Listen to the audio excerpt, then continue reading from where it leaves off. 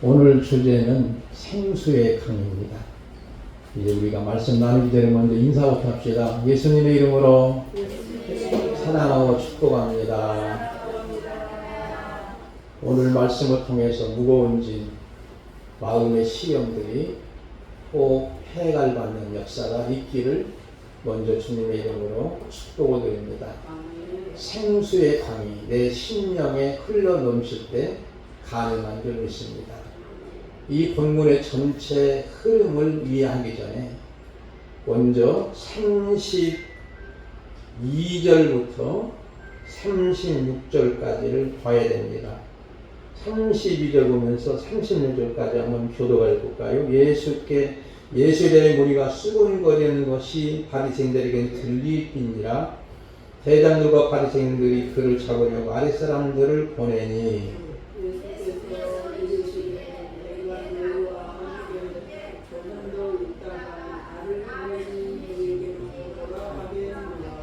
너희가 나를 찾아도 만나지 못할 터여 나 있는 곳에 오지도 못하리라 하시니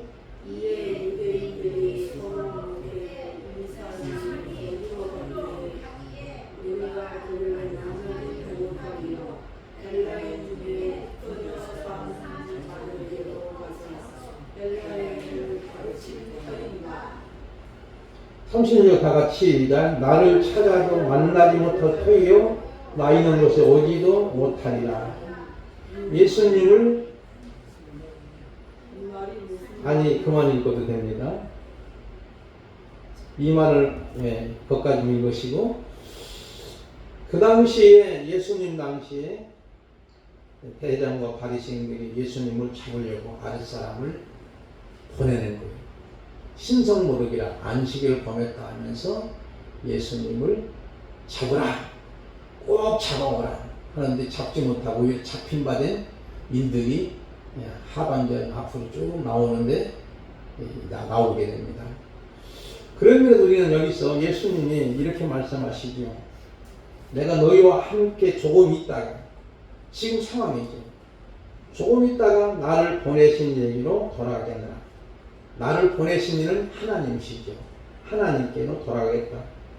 너희가 나를 찾아도 만나지 못할 터여 나 있는 곳에 오지도 못하리라 하시니까 여기에는 아랫사람들, 대제사장과 바리새인들이 보낸 사람 청중들이라 볼 수 있지요. 반응이 지역적인 공간으로만 이해합니다. 혹시 예수님이 이방 선교를 가시나? 그런데 놀랍게도 신비로운 은혜가 임합니다. 이들의 허물과 실수, 연약함, 불신, 거역을 활용하시어 하나님의 뜻을 이루어 가심을 볼 수 있습니다. 이것이 아이러니, 역설이지요. 그래서 결국은 이방 땅에 제자들을 보내 전도하게 하십니다. 아브라함에게도 역설을 통해서 그가 헛웃음, 어떤 면에서는 그냥 기쁨의 웃음이 아니고 가짜 웃음이지요. 그런데 하나님은 진짜 웃음으로 바꿔주시죠. 하나님은 분명히 자식을 낳을 것이라는 하나님의 약속을 믿지 못하는 아브라함. 내 나이가 지금 99세인데 어찌해서 아들을 낳겠느냐고 헛웃음을 합니다. 역시 아브라함의 아내 사라에게도 역시 같은 내용의 말씀하시니 그도 역시 비웃음은 아니지만 불신의 웃음을 합니다. 그러나 역설로 웃음이라고 하는 이삭을 낳게 하지요. 그리고 가문을 잇게 하고 하나님께서 아브라함에게 약속하신 창세기 1장 12장 1절에 쭉 보면은 너는 본토 친척 아비집을 떠나 내가 보여줄 땅으로 가라 이렇게 명령하는데 그러면 내가 복이 될지라 그 약속대로 이루어집니다. 여기서 가라고 하는 말씀은 그냥 너 혼자 가라는 말이 아니고 하나님이 동행하시겠다. 너와 같이 걸어가겠다는 것. 그리고 마침내 그를 복의 통로자로 사용을 받는 아브라함의 모습을 보는 것이죠. 성경은 이렇게 말합니다. 고린도전서 12장 3절 봅시다. 그러므로 내가 너에게 알노니 하나님의 영으로 말하는 자는 누구든지 예수를 조조할 자라 하지 아니하고 또 성령으로 아니하고는 누구든지 예수를 주시라 할 수 없느니라. 여기에서 누구든지에 우리가 초점을 한번 맞춰봅시다. 누구든지 간에 하나님의 영으로 말하는 자는 예수님을 저주할 자라 하지 않는다는 거예요. 똑같은 내용이죠. 성령으로 말하지 않고는, 성령으로 하지 않고는 예수님을 주라고 말할 수 없다고 하는 것이죠. 그러므로 성령의 역사, 이것은 누구든지 간에 주시는 은혜인 줄 믿습니다. 이 말씀은 인간이 스터디에서 깨달음으로 주를 믿는 것이 아니라 오직 성령의 역사에 의해서 이루어지는 거죠. 그러므로 전적으로 하나님의 은총입니다. 우리가 꼭 기억할 것은 믿음이라고 하는 것은 내가 믿고 싶어서, 내가 깨닫고, 내가 노력하고, 내가 정말로 스터디에서 얻어지는 것이 아니라 하나님의 선물이지요. 에베소 2장 8절 보면 믿음은 하나님의 선물입니다. 어떤 이상한 이단용파에서는 깨달음이 구원이라, 구원이 뭐냐? 깨달음이라고 가르칩니다. 언뜻 보기에는 야, 깨닫는 것이 좋지. 그래가지고 많은 젊은 세대들이 그 유혹에 넘어가는 안타까움이 있어요. 그게 바로 구원파의 사건입니다. 그러나 믿음은 분명 고리는 알아야 될 것은 하나님의 선물이고 성령의 역사만 있을 때 하나님의 영으로만이 예수님을 저주할 자라고 하지 않고 하나님의 성령으로 말미암아 예수님을 주라고 할 수 없는 것처럼 바로 성령의 역사입니다. 오늘 본문으로 내려가겠습니다. 37절과 38절 말씀 보면서 우리 김영신 원사님이 첫 번째 한번 읽어주시기 바랍니다. 오늘 끝날 큰 날에 예수께서 서서 외쳐 이르시되 누구든지 목마르거든 내게로 와서 마시라. 나를 믿는 자는 성경에 이른 것 같이 그 배에서 생수의 강이 흘러나오리라 하시니. 아멘. 명절 끝날은 그 큰 날인데 이 날은 초막절입니다. 예수님께서 서서 외쳐 이르시되 누구든지 목마르거든 내게 와서 마시라. 이 말씀은 예수님의 고도의 배려가 있는 담겨진 어법인데 특히 여기에서 특정 대상을 정하지 않습니다. 누구든지 아까 말씀드린 것처럼 누구든지 그 말씀이 또 나오죠. 고린도전서 12장 3절 말씀처럼 누구든지 예수님을 저주하지 아니하고 누구든 예수를 추진할 수 없는 것처럼 여기서도 특정 대상을 정하지 않고 특정 주제도 정하지 않습니다. 그러므로 평범한 말씀은 아니라는 거죠. 주님께 나아갈 자는 가난한 자나 부자나 센터 있는 자나 병들어 있는 자나 허해된 이웃이나 어린아이나 노인이나 모든 막론하고 주님께 와서 생수를 마실 수 있다는 사실이지. 그 다음에 목마르거든 특정 주제를 정하지 않습니다. 영적으로나 육적으로나 물질적으로나 공고한 자나 영혼이 공고한 자나 다 와서 마실 수 있다는 거죠.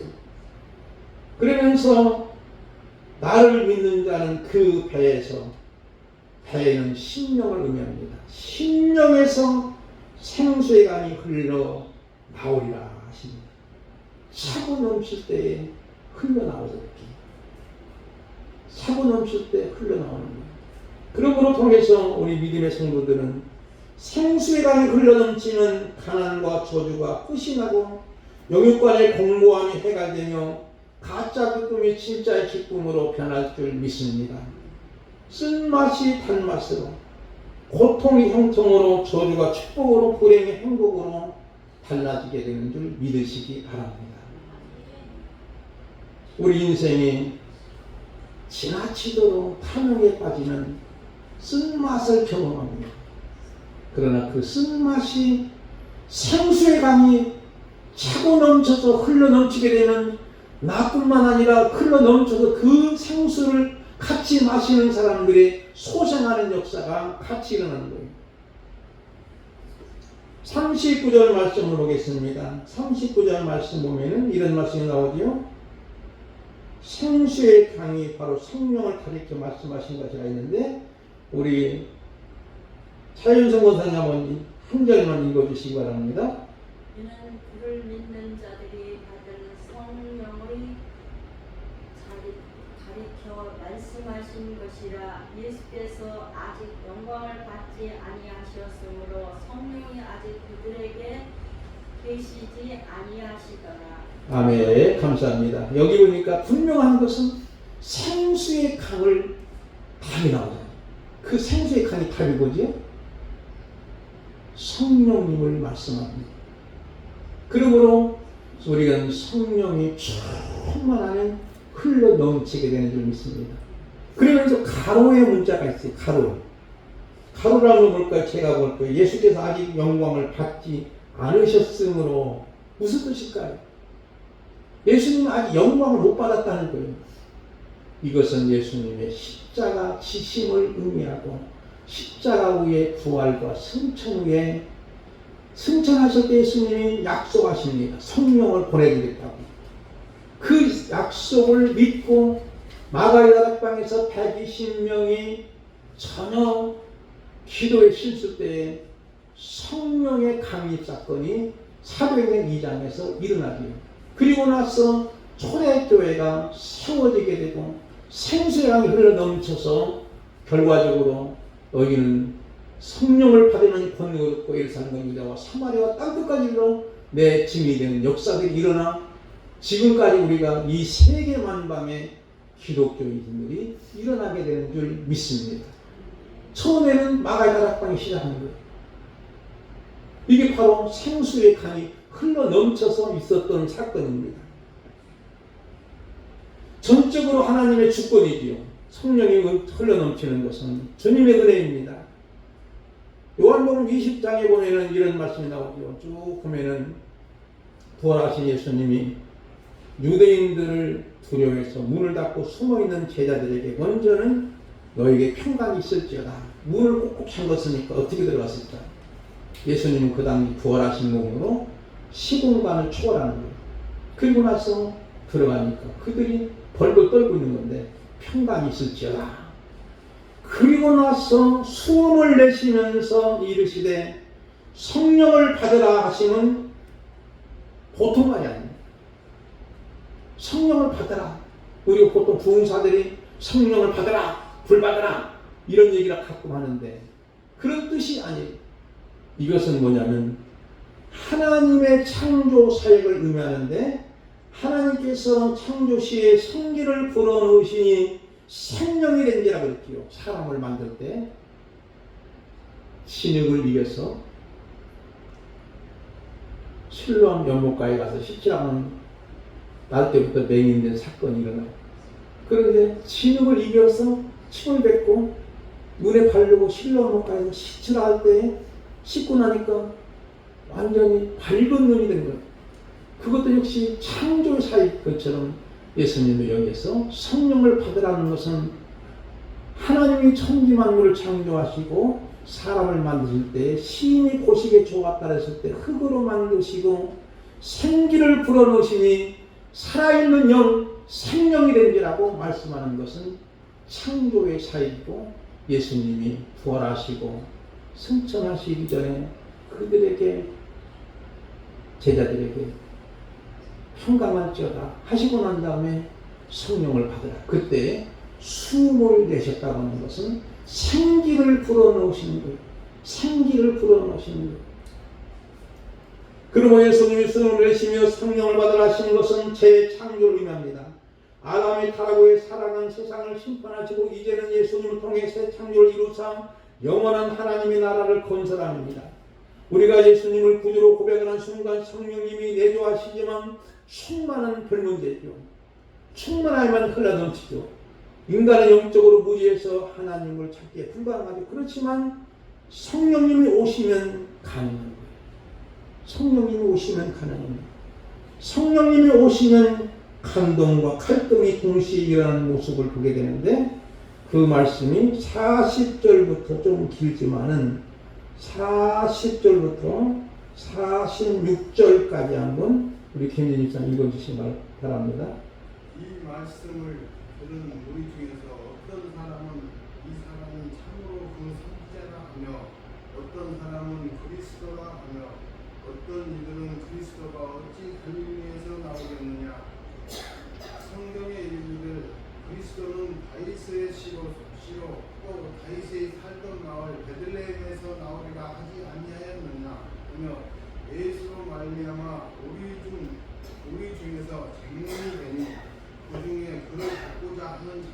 있으나 손을 대는 자가 없었더라. 아랫 사람들이 대제사장들과 바리새인들에게로 오니 그들이 묻되 어찌하여 잡아오지 아니하였느냐.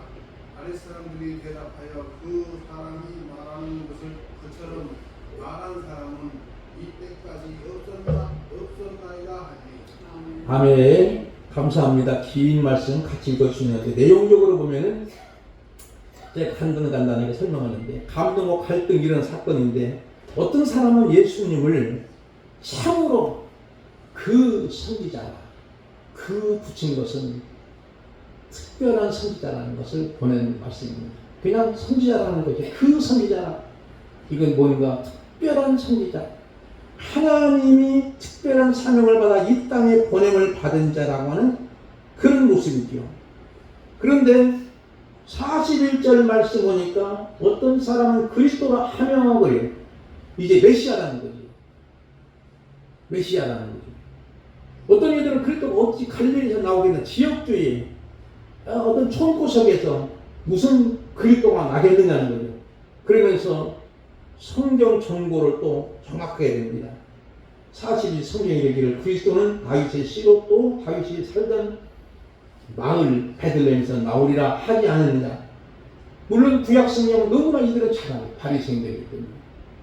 그런데 어찌 그리스도가 다윗의 씨에서 오고 다윗이 살던 마을 베들레헴에 나오지 않느냐. 정보는 정확하지만 예수님이 그리스도인 것을 알아보지 못하는 거예요. 그리고 나서 43절에는 장론이 일어나고 44절에는 심지어는 예수님을 찾고자 하는 자들이 있지만 손을 대는 자가 없더라. 아까 32절부터 말씀드렸을 때 바리새인과 서기관들 특히 대장들이 이제 그를 잡으라고 아랫사람을 보내잖아요. 그들이 잡으려고 하지만 손댈 수가 없는 거예요. 어떤 이유인지 그 말씀이 45절에 46절에 나오는데 아랫사람들이 대장들과 바리새인들에게 오니 그들이 묻되 어째 잡아오지 않았느냐.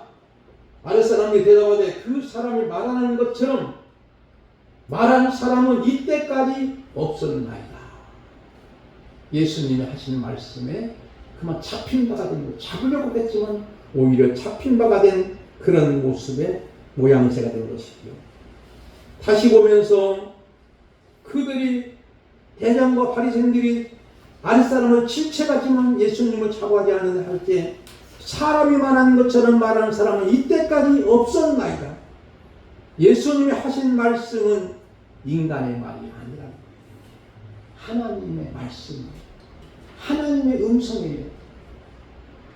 여기서 예수님이 하신 말씀은 달콤한 어떤 수사학적인 말이 아닙니다. 예수님은 어떤 말씀하셨을까요? 온 몸에서 출발한 말씀이에요.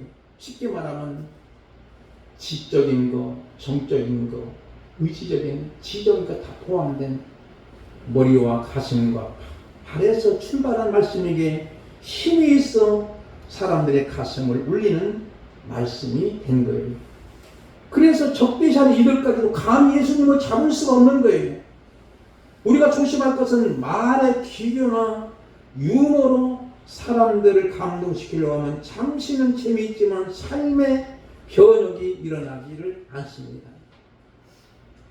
더러운 이득을 위해서 이단이나 사이비들은 좀 더 자극적이고 충격적인 방법으로 청중을 유혹합니다. 오늘날 유튜버들이 가짜 뉴스를 만들고 가짜 정보를 제공해서 충격적이고 더 자극적인 것들을 통해서 사람들이 많이 구독하도록 그러면 돈이 생긴다는 거예요. 그런 엉터리 유튜버에 여러분이 속으면 안 됩니다. 48절 보니까 이런 말씀이 나오는데 48절부터 52절까지 한번 우리 박사님 일사님 한번 읽어주실까요? 한국자들이나 바리새인 중에 붉은 있는 자가 있느냐. 율법을 알지 못하는 이 무리는 저주를 받을 자로다. 그 중에 한 사람 곧 전에 예수께 왔던 니고데모가 그들에게 말하되 우리 율법은 사람의 말을 듣고 그것을 알기 전에 심판하느냐. 그들이 대답하여 이르되 너도 갈릴리에서 왔느냐 찾아보라 갈릴리에서는 선지자가 나지 못하느니라 하였더라. 아멘. 갑작스럽게 바리새인 중에서 니고데모라는 인물이 나오죠. 니고데모 인물은 요한복음 3장에 나오죠. 예수님을 어느 때 찾아갔지? 기억나십니까? 밤중에 찾아가요. 예수님하고 이제 대화하는 예수님이 야 네가 물어 성령을 거듭나 하면 하나님 나라 볼 수 있다. 그러니까 이해를 못하는 거예요. 무지해가지고 학자이고 사내된 공회원인데 영적으로 무지하니까 내가 다시 어머니 뱃속에 들어갔다 나와야 됩니까? 이렇게만 생리적으로만 이해를 하는 거예요. 영적인 이해를 못. 근데 여기 보니까는 이제 물과 성령으로 거듭난 니고데모의 모습이 발견되고 있는 거예요. 여기 말씀 뭐라고 나오죠? 당국자들이나 바리새인 중에 그를 믿는 자가 있느냐? 그러니까 대뜸 누가 나와요? 그를 믿는 자는 누굴까? 예수님 믿는 자가 있느냐? 그런 니고데모가 나오면서 그리고 그들은 또 혹시 율법을 알지 못하는 이 무리는 저주를 받으라. 쉽게 말하면 엄풀을 넣는 거예요. 그러면 감히 내가 예수님을 믿는다 하면서도 드러내놓고 예, 내가 예수 믿습니다. 목숨을 걸 사람이 있을까요? 어려운 거죠. 그런데 니고데모는 이렇게 말하죠. 그중 한 사람인 그 전에 예수께 왔던 니고데모가 그에게 말하되 우리 율법은 사람의 말을 듣고 행한 것을 알기 전 심판하느냐? 신명기를 이용하면서 율법은 사람의 말을 듣고 그 행한 것을 알기 전에는 재판할 수 없다는 거예요. 법을 통해서. 그들이 대답하되 이르되 너도 갈릴리에서 왔느냐? 찾아보라. 갈릴리에서 선지자가 나지 못하느니라. 이렇게 대꾸를 하는 거예요. 그렇지만은 여기서 우리는 분명코 니고데모는 변화야 새 사람이 있는 것을 느끼게 되고 알게 되는 것을 보게 됩니다. 요한복음 19장 38절부터 39절 보면은 예수님의 시신을 담대하게 요구합니다. 그리고 그는 몰약 100리터라쯤을 사용해서 장례를 치게 됩니다. 그 말씀을 볼게요. 일찍 예수께 밤에 찾아왔던 니고데모는 몰약과 침향 섞이는 것을 100리터라쯤 가져온지라. 이에 예수의 시체를 가져다가 유대인의 정례법대로 그 향품과 함께 세마포에 쌌더라. 장례를 다 준비하는 니고데모의 모습이 나오죠. 니고데모는 거의 기독교인은 아니었습니다. 거의 기독교인은 교회를 열심히 나오고 찬양하고 말씀 듣고 헌금도 하지만 속에는 믿지 않는 자도 있을 수 있는 거예요. 우리는 제자들처럼 모든 걸 버려두고 주님을 따르는 제자가 될지 못할지라도 인정하고 동조하고 때로는 주님과 세상과 씨름하면서 믿음을 지킨다면 하나님의 나라를 확장하는 하나님의 백성으로 살아가게 되는 줄 믿습니다. 말씀을 맺어볼까요? 예수님이 명절 끝날 그 큰 날에 외치신 말씀, 우리는 성령에서 창대감이 흘러 넘쳐야만 성령이 충만하여 진정으로 구원의 통로자로 쓰임을 받게 됩니다. 그래서 사도행 1장 8절 말씀처럼 오직 성령이 너희에게 임하시면 너희가 권능을 받고, 이 권능은 세상적인 권능이 아니고 복음을 전하는 권능이에요. 예루살렘과 온 유다와 사마리아 땅끝까지 이르러 내 증인이 되리라고 분명히 말씀합니다. 창세기 2장에서 오순절 마가의 다락방에서 성령 강림의 사건을 통해서 그들이 복음을 전하는 예루살렘 교회가 세워졌고, 사도행 3장에 보면 성령이 충만한 베드로 요한이 날 때부터 안진뱅이를 일으키는 역사가 일어납니다. 우리에게는 은과 금은 없거니와 내게 있는 나사렛 예수 그리스도 이름으로 걸어갈 때 그가 걷기도 하고 뛰기도 하며 성전에 올라가서 하나님을 찬송하는 역사가 일어납니다. 오늘 우리가 니고데모가 밤중에 예수님을 찾아갔을 때는 물과 성령을 거듭나지 못했지만 믿고 진리를 알게 되니, 진리는 알고 믿는 것이 아니고 믿으면 알게 됩니다. 따라합시다. 진리는 알고 믿는 것이 아니라 믿으면 알게 된다. 이 니고데모는 처음에는 몰랐잖아요. 그냥 믿었은 거예요. 그러다 보니 그거 진리를 알게 되고, 진리를 알지니 진리가 너희를 자유롭게 하는 역사가 그에게 있어서 이 어려운 상황에서 담대하게 니고데모가 등장해서 나는 그를 믿습니다. 그런 사건이 일어나는 거예요. 왜? 성령이 충만하고 생수의 강이 그의 심령에서 차고도 넘쳐 흘러 넘치기 때문입니다. 그러므로 예수님의 장례도 그가 스스로 아르마대 요셉과 같이 하게 되는 모습을 합니다. 우물가의 여인도 예수님을 만나 야곱의 우물이 아니라 주님이 주시는 영원히 목마르지 않는 그 속에서 영생하도록 솟아나는 샘물을 마심으로 불륜적이고 부정적인 여인이 이제는 전도자로 바꿔지는 거예요. 전도할 때 단순하게 합니다. 와 보라, 커맨드시 와 보라, 전도합니다. 전도자로, 구원의 통로자로 쓰임을 받게 되는 것은 이 여인도 이제 생수의 강이 배에서 심령에서 흘러 넘치게 되는 줄 믿습니다.